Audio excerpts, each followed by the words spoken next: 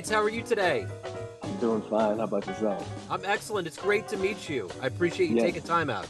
Oh, no, my pleasure.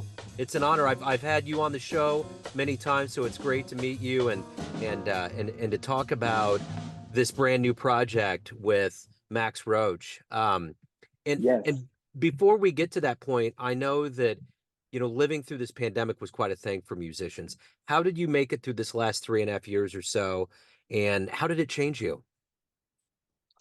Well, the last 3.5 years, it seems like almost, I won't say back to normal, but I'd say the last year and a half, I've probably been working comparable to before the pandemic. So for me, it felt like a solid, though, 2 years of kind of inactivity as far as touring and so forth. Yeah. So I mean, so during that time, I got a chance to spend a lot of time with the family. The young one, I have a young son, 11 years old now, but then he was like 7. So a lot of in. I was I went from touring musician to like really poor substitute teacher. The substitute teacher that gets abused by all the students. That was me. Okay. Online version. It was all virtual, so everybody was adapting to that. Him and his teachers and me as well. So I started actually teaching at NEC during the pandemic as well. So that was a major shift for myself. So I started out virtual, but now I've been up at Boston too. So that'll be 3 years now. The one thing too is that, musicians travel so much. That time period, was there a level of relief when it happened in the beginning where you got to kind of slow down? I have to say, there was so much going on, in my life, and like you said, that is such a large part of my life that it was probably more shocking. Yeah. you know, really, it was kind of like, okay, wait a minute, and then you were just in it, so it was almost like, yeah, that was. It seemed like the other like the more human elements and concerns were even more pronounced, at Yeah. least in terms of my attention. And since you have young people there, it was like the safety and what was going on, because it was like straight emergency. It seemed like, and I live in New York City, so it seemed like, it went from like hustle and bustle of, New York City to absolutely nothing. Yeah. you know, the people like trying to like hustle for toilet paper on the street, like, yo, where'd you get that toilet paper, man? Where'd you get that? Yeah. you know, Uh-huh. it was insane. So it was like that apocalyptic feeling just kind of like had it. It was like, yeah, it affected the professional, of course, and everything, but it just felt like it was such a universal problem. It wasn't just me. Of course, everybody felt like that. I did too, but it was also just like, looking at your calendar and being like, yeah, I'd be in Greece right now. Yeah, it would have been nice. I would have been Uh-huh. in San Francisco. Yeah. Every time but then after a while, you kind of got over it. It kind of just dealt, like, because I said it was so prominent and present. I lived in New York City, so the people outside were out there banging the cans. And the emergency work. I mean, it was pretty. It was really intense. Really, Yeah. really intense. Really Yeah. very intense. You know, Well, every now and then you recall, and you kind of get that feeling. You're like, this is wild. Now I'm just in the grocery store, like walking around. yeah, I you know. know, you're just I a know. regular thing. It, Yeah, it sometimes I feel like we survived a rapture. Like all of us are kind of left behind. We're trying to figure out what's going on.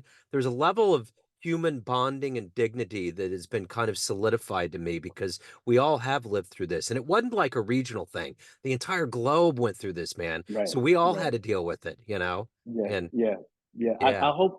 I'm glad. That's a very optimistic way to look at it. I hope it did bond everybody closer to each other, because it definitely was a universal experience. Yeah, for sure. Well, and the good thing now is now that we're on the other side of it, you have this celebration of Max Roach. Talk to me a little bit about this project. It sounds fascinating. I mean, the Freedom Now suite was so it to this day, the reverberations of its impact are huge. Not only in jazz, but overall. So what does it mean to be a part of this project? Oh, well, it means a great amount. I mean, Max Roach was not only a luminary in the world of music, but also in the world of politics. as well. He was a serious activist. He used the sticks and his voice on the stage and whatnot to address a lot of inequity in our world. So he wasn't just focused on America and his personal experience.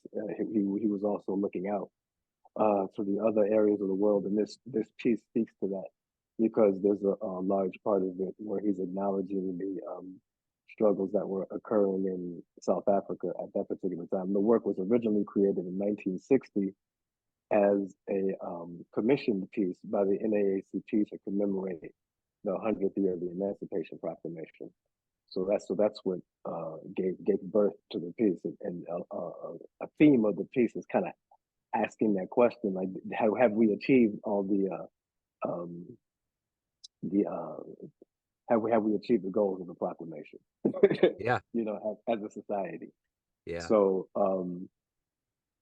when it was originally done with him and him being Max and Abby Lincoln and Olatunji, there was a flavor of internationalism involved in it to represent the very things that we're talking about, the fact that we are linked in these struggles, but we're all not only in the struggle, but just in our humanity.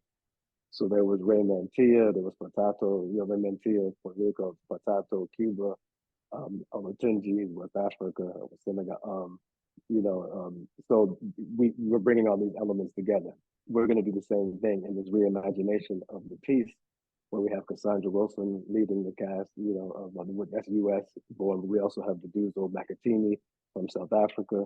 We have Melvis Santa playing bata and doing some singing and percussion. She's Cuba. Zafar Tawil is from Palestine. He's a percussionist. Kwaku Sumbri is from DC. He represents South Africa because he has roots in Ghana. Father's from Ghana. And then we have myself, who's from the States, but our history goes back. You know how we are in the States. And then we have Luis Bonilla, who I believe is Ecuadorian. So we're trying to engage that same spirit to recreate the work. And also Allison Schatz is doing the video, the videography for the piece, and she's US as well. Max was such a huge influence in so many ways on so many people. When you were coming up, when you were getting into this jazz world, who were big influences for you? Who really shaped the way that you went about your work and what you've become? Well, it was never really a jazz world, really. That terminology has in recent history is being kind of dissected, but it was being addressed by my father, who was the first person who would have influenced me. Was my father, Frederick Waits, Frederick Douglass Waits, but Freddie Waits by people who knew him mostly through his work with people like Ella Fitzgerald and Freddie Hubbard and Max Roach and so forth. Max. The lessons I learned from them were that the music is liberating and you can have a blast doing it, but you also have a cultural responsibility if you're going to make this a career. Yeah. So, and I was fortunate, and Michael Carvin was also very, four people really for me. Max, my father, of course, is number one always. Father, Max, Michael Carvin was the drummer the only drummer I really studied drums with, and Dr. Fred King, who was also a percussionist who was in Boom Boom, the percussion ensemble that Max led that had my father and Joe Chambers and Roy Brooks and his other great Warren Smith and other great percussionists, Omar Clay. He was an incredible master percussionist who met my father and Max down in Puerto Rico when he was working with Pablo Casals in his orchestra. And then when he returned to New York, he joined Ubu on a full-time basis, a regular basis. So those four people really informed me about all the joy and responsibility that you can have in dealing with the music. The one thing about this retrospective on Max Roach is that He put this out during a pretty heavy time. I mean, 1960 really ushered in a whole decade that changed things, and we've lived through quite a bit of heavy lately too. What does it mean to kind of marriage and meet these worlds together and to do it in the modern era? Because we're looking at the evolution of jazz and we're looking at this evolution, or some people might say the de-evolution of politics that have happened in America. But Right, right? right, So how do right. you see these worlds coming together now as you artistically encapsulate such an important notion, but put a modern spin on it? Well, like they say, nothing's new. I feel like, and to kind of reiterate the point that we were talking about before, the same questions that were being asked when the piece was initially created in 1960 are the same questions that are being asked now. Yeah, right, unfortunately, right. unfortunately. So the times have changed. Now everybody has the phone in their hand. I'm talking to you through Zoom, Yeah, but we're still dealing with the same problems. Unfortunately, as a human species, we can't seem to get it together as far as the ability for everybody to truly be able to try and pursue a healthy and happy life. It shouldn't be that deep, but the greed and this power trip that seems to be that most leaders have. And it's in the misinformation. I mean, we could get sidetracked with all that yeah. for forever, but the times, even though we're in new time, the same problems still exist. Yeah. Same problems still exist, as we can see, as we've seen. The same. They clothed in different clothing, but at the root, the same issue. It seemed like there was a time there, though, where we did evolve to a better place. Maybe around the second term that Obama had, it seemed like there was a lot of ills that we were getting away from. It seemed like there was genuine evolution. And then all of a sudden, that rock was thrown into the bottom of the pond and it just got mucked in the murkiness, man. Yeah, well, yeah, I felt the same way, and I know I've thought about this a lot myself, um, especially during the last 8 years.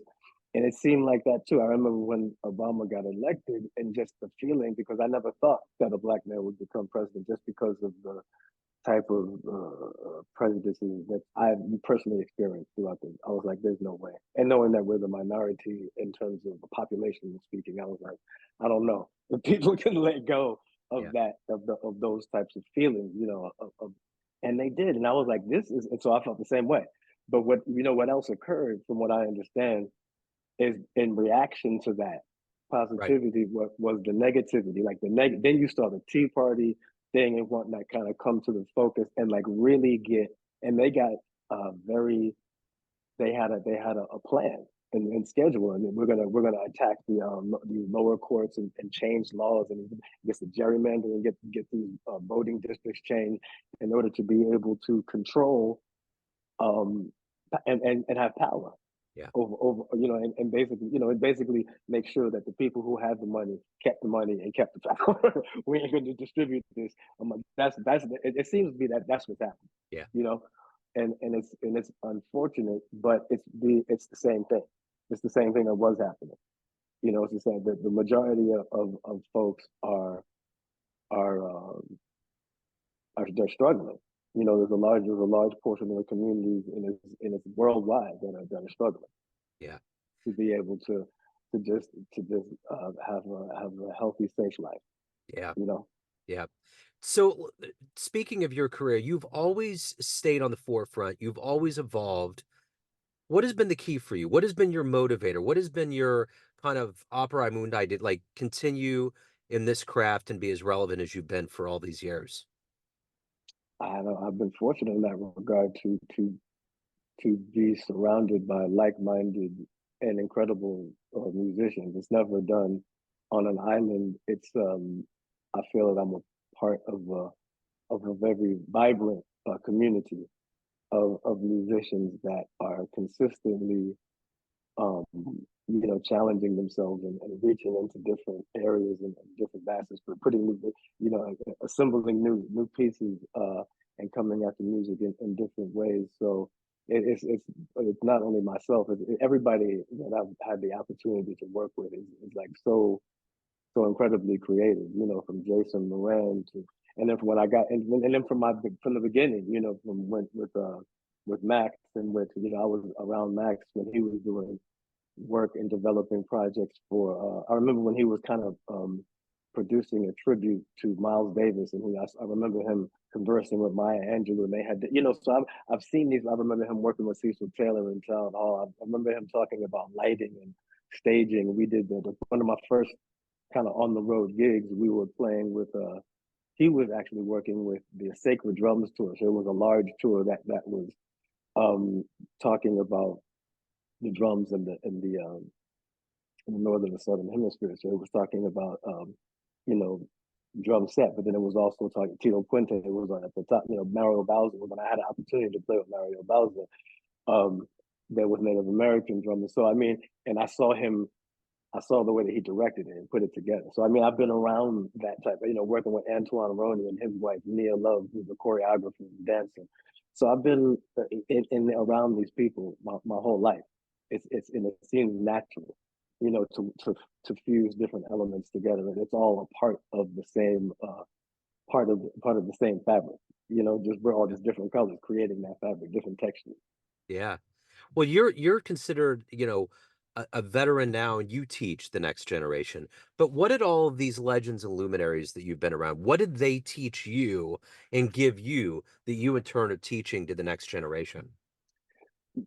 They were really masterful in motivating you to be an independent thinker. So in referencing things from the past and the roots and the foundation, you also it was also your responsibility to develop your personal connection to the source. So it wasn't just enough to recreate. In fact, it was recreate being a recreationist was frowned upon. It was about being able to develop something special, and special being like being honest was really what it was about. It was like you have to get in tune with your personal connection to that source and surrender to that so that you can express all the love and get in touch with everybody in an honest way, not like you're trying to sound like this person or sound like that person. So whenever especially around Max or my father, and asked them specific questions, the answers I got were very esoteric. Like it was never like a specific answer. It was more, it was like an answer in parable. You know, like talking to Andrew Hill. I wrote Andrew Hill for years. It was the same with him. You never, and it was always unexpected. It was always like, what? You know, but then you circle back, Yep. you know, 10 years later and you're like, oh, and those answers are revealed. So being around these people was like being around a griot, you know, in the true sense of the world. And that's what the music is. It's not, even though we teach now in the, you know, conservatories and university settings and so forth, it's really a very mystical quality that's in the music, that all you can do is try to assist people in being able to access that. You can't do it for them. You can't really give them that information. You can kind of open some doors for them, kind of give them the key so they can open the door. Let me use that metaphor to Yeah. try to communicate the process. So it's like you can give bits of information, but you won't be able to really to get the gifts unless you put in the work. That was the other thing too. Right. Because they were like, I think you're mistaken. Like sometimes you answer questions and you think that the answer is going to be something that is going to, you know, shortcut some of the work. And they're like, no, no, no. Yeah. You have to this is gonna take a minute. Like the Uh-huh. rest of your life, a minute. Yeah. So if you're really trying to dedicate yourself to that, then settle in. Yeah. You know, Yeah. so that was the message. But it was always with love though. If they took the time out to tell you something and to bring you along, I spent so much time with Dr. King and Max and Michael Carvin, my father, of course, but those three gentlemen after my father passed away, and they really took the time to inform me that that was the way that you want to be able to discover your path. Yeah. Mm. The one thing is that, all of these elders ignited a fire in you to create this music, and you're doing Oh, the same definitely. thing. So I'm curious with the suite with Max's suite, there's an artistic depth, but there's also a hope that goes into it. What's your hope for this next generation as we watch this art form evolve? How hopeful are you? What do you see happening in 2024? You know, I'd like to see. My hope is that we are getting closer to what you were talking about, the closer to understanding that we as a people, and when I say as a people, I mean as people on the planet, are more similar than dissimilar. Yeah, You know, and the fact that we share these similarities, we should honor and respect them as with the highest regard. Meaning, like you respect a stranger in the street the way you respect your brother. Now of course there's humor and there's always disagreements. Nobody agrees about everything, but there has to be a civility yeah, in the disagreement. If we yeah, could function like that, that would be incredible. You yeah, know what I'm saying? yeah, As a humanity, yeah. but we're not there. So I mean, I think that's the ultimate goal. So every time I'm behind the instrument or in a lecture or in a classroom or whatever, that's the ultimate goal is to be able to facilitate that through myself and through my relationships with people. Yeah. And those relationships are created, on the bandstand with the information that you're given from that supreme source, and you're letting the people hear it, and hopefully they are open enough to receive it, and it can affect them in a positive way. So speaking of positivity, tell everybody, if you don't mind, the specifics about the show and how they can get involved and all that good stuff. Well, it's being performed January 26th at NJPAC in Newark, New Jersey Performing Arts Center. And the suite is going to be reimagined through the voices and talents of Cassandra Wilson. Sonia Sanchez will be joining us, the incredible poet. Saul Williams, the incredible spoken word and poet, will be joining us. Ravi Coltrane will be playing. He'll be playing the part of Coleman Hawkins. um, Nduduzo Makhathini will be playing piano and sounds and synth. Eric Revis will be playing bass. Um, we will have Melvis Santa playing percussion, bata, and percussion. Zafir Tawil will be playing percussion as well. And Kweku Sumbri will also be playing percussion. And Allison Shots with the videography, as I said. And the performance will be in large part a reimagination of the Freedom Now suite. And it will also commemorate the 100th year of Max Roach's birth. So his birthday is coming up soon. When I spoke to Max, he said it was either January 8th, 9th, or 10th. So, and so so he so this concert is in tribute to him. Yeah. So there will be some aspect of that tribute and honor to him specifically. I mean, Sonia had a very close and personal relationship with Max. I did too. My father did too. He was very instrumental in me, achieving whatever I have achieved and becoming the person that I have become off the bandstand as well. He's like a member of the family. I went to school with his twin daughters. We're like sisters. Yeah. So really a family a type affair for me, and I'm honored that they asked me. David Rodriguez was recommended to him by Christian McBride. A big shout out to Christian for for for, for, giving me for recommending me to David Rodriguez at NJPAC, and we're going to be performing it on that day and that evening. It's going to be incredibly wonderful. I hope that all can enjoy and join us in this experience. So as we kind of turn the page into a brand new year, anything else that's going on in your world as this year begins and unfolds?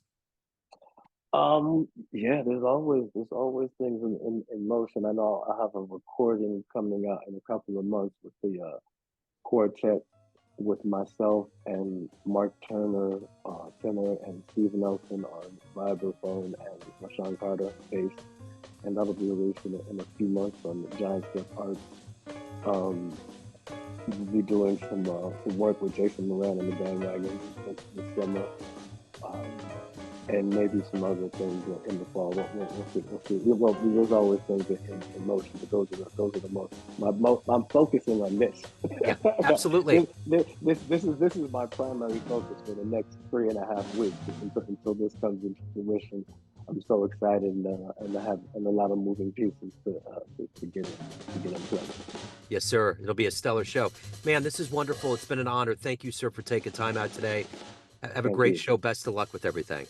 Most definitely. Thank you for having me. I appreciate it. And